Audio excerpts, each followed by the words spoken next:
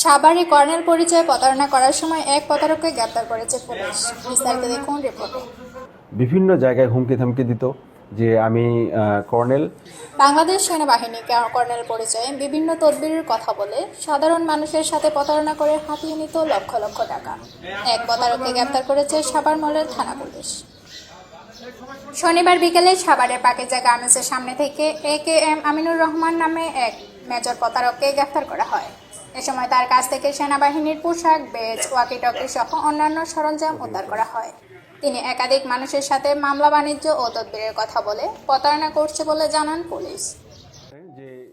এ বিষয়ে ঢাকা জেলার অতিরিক্ত police super Savar circle Shahinur Kabir জানান যে গতকাল বিকেল 3টা 30 মিনিটে সাভার থানাধীন পাখিজার মোড় থেকে একজন ভুয়া কর্নেল নামক একজনকে গ্রেপ্তার করে সাভার থানা পুলিশ। তো সে বিভিন্ন জায়গায় সেনাবাহিনী SSF-এর যে লোগো আছে সেটা, স্টিকার, তারপরে ফরেস্টার ক্যাপ, এছাড়া ওয়াকিটকি পুলিশের সেটা বহন করত।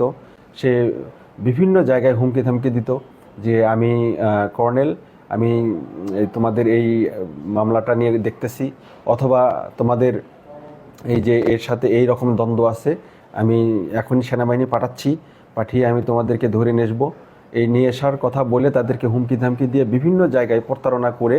এই প্রতারক বাংলাদেশ সেনাবাহিনীর পরিচয় ব্যবহার করে সাধারণ মানুষের সাথে প্রতারণা করে আসছিল।